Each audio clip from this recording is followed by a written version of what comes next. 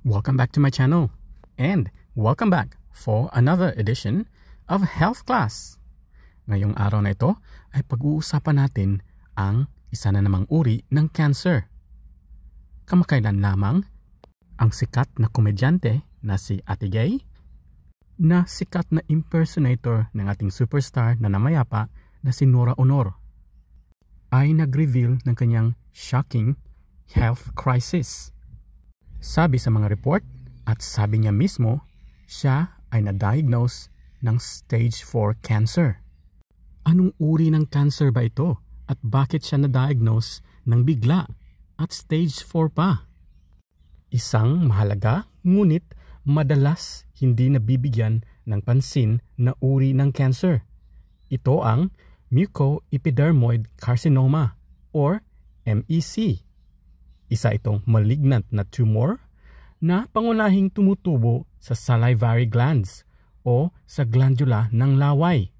Ngunit, maaari din itong tumubo sa ibang mga bahagi ng mucosa or mucous. Ngayon, ilalahad ko sa inyo ang pathophysiology, diagnosis, paggamot, at prognosis ng kondisyong ito. Ano ang mucoepidermoid carcinoma? Ang mucoepidermoid carcinoma or MEC ay ang pinakamadalas na malignant tumor sa salivary glands. Ang salivary glands ay ang primary glands na nagpo-provide o nagpo-produce ng laway o saliva na nagkakaroon ng 30 to 35% ng lahat ng cancer sa salivary glands. Bagamat ito ay madalas makita, hindi ito gaanong kilala sa labas ng specialized field ng medicine kagaya ng otolaryngology o oncology. Ang MEC ay isang mixed type carcinoma or isang mixed na uri ng cancer. Ibig sabihin, mayroong kombinasyon ng iba't ibang uri ng mga cell kabilang ang mucous cells or mga cells na naglalabas ng mucus, epidermoid, kagaya ng squamous cells at intermediate cells. Ang kombinasyong ito ng mga cells ay siyang nagpapabago sa pag-uugali ng tumor at sa pagresponde nito sa paggamot. Ang tumor ay karaniwang mabagal lumaki, ngunit maaari itong mag-iba mula sa mga low-grade, isang mababang uri ng paglaki ng mga tumor, hanggang sa high-grade, isang agresibong uri naman. Ang pagkakaibang ito sa grado ay pangunahing nakakaapekto sa prognosis at stratehiya sa paggamot. Ang MEC ay kadalasang nakikita sa mga matured people, karaniwan sa mga edad na 30 to 50 years old and above. Ngunit, maaari din itong mangyari sa mga bata. Karamihan sa mga kaso ng MEC ay nangyayari sa parotid glands, which is the case of Ate Gay, na kung saan 60 to 70% ng MEC ay nangyayari sa parotid glands. Gayunpaman, maaari rin itong magtubo sa minor salivary glands ng bibig, particular na sa palate at sa submandibular glands. Sa usapin naman ng mga risk factor, bagamat hindi pa lubos na nauunawaan ang sanhi, ang exposure sa radiation, lalo na sa rehiyon ng ulo at leeg, ay isang mahalagang environmental risk.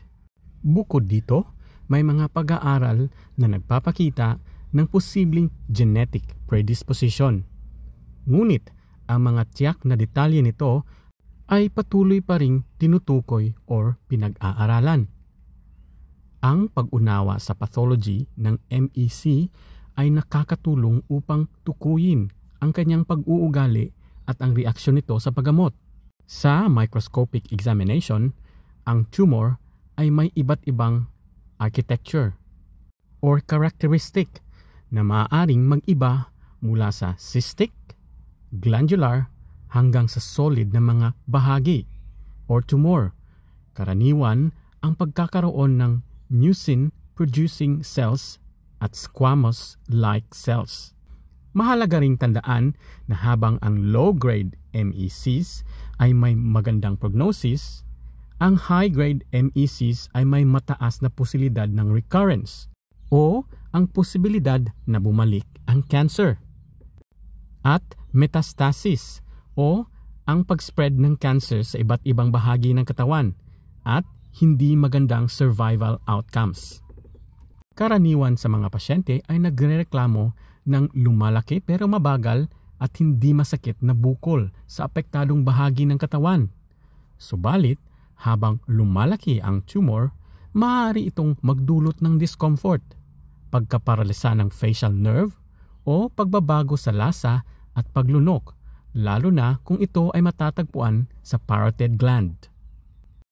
Ang radiation therapy ay madalas inirerekomenda para sa mga high-grade tumors o mga kasong may positibong surgical margins. Sa mga kasong hindi maooperahan ng buo, ang radiation ay makakatulong upang kontrolin ang lokal na sakit.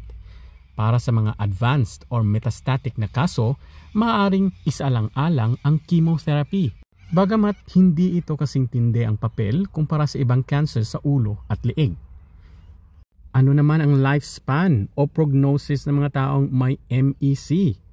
Kay Ate Gay, sinabihan siya na hindi na siya aabot ng 2026.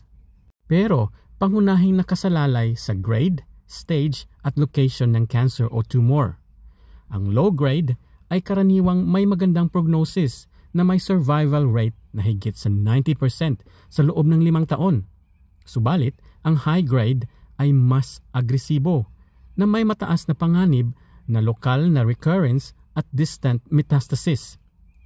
Ang mga pasyenteng ito ay maaaring magkaroon ng survival rate na bumababa sa 50 to 60% sa loob ng 5 taon. Pero ano nga ba ang stage 4 ng cancer?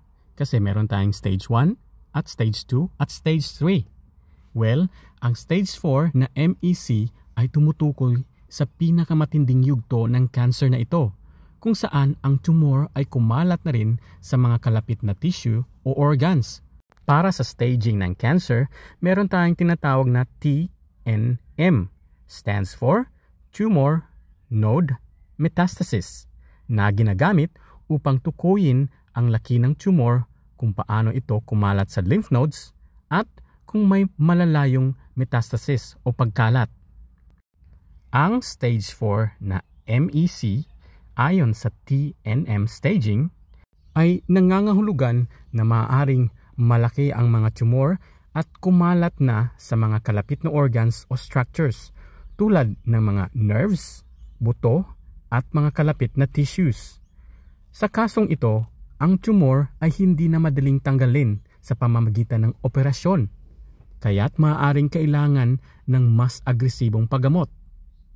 Ang cancer ay maaaring kumalat na sa mga lymph nodes or may mga multiple nodes na apektado. Karaniwan, ang pagkakaroon ng metastasis sa lymph nodes ay nagiging indikasyon ng isang mas advanced na stage ng cancer. Ang metastasis naman ay ang pagkalat sa ibang bahagi ng katawan tulad ng baga, atay, buto o mga organs na malalayong apektado mula sa orihinal na tumor.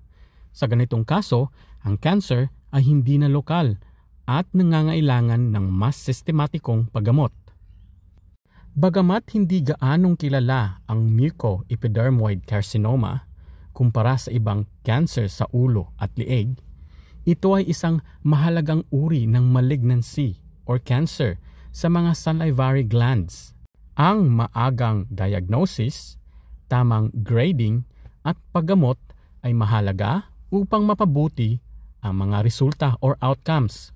Habang patuloy tayong natututo tungkol sa mga molecular na aspects nito at ang mga opsyon sa paggamot, umaasa tayo na ang personalized therapies ay magkakaroon ng mas malaking papel sa pag-manage ng kondisyong ito. At walang imposible sa Diyos, lalo na kung ang hangarin mo sa buhay ay pure, clear at genuine, kagaya ni Ate Gay, na ang gusto lamang ay mapasaya ang ibang tao at makatulong sa pamilya. Thank you for watching. I shall see you again on my next health class. Stay safe and be healthy.